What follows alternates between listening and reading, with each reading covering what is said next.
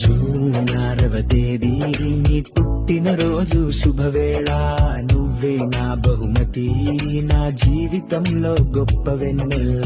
2020 August 14న కలిసాం, కలలు కన్నాం, కలిసి జీవించాం.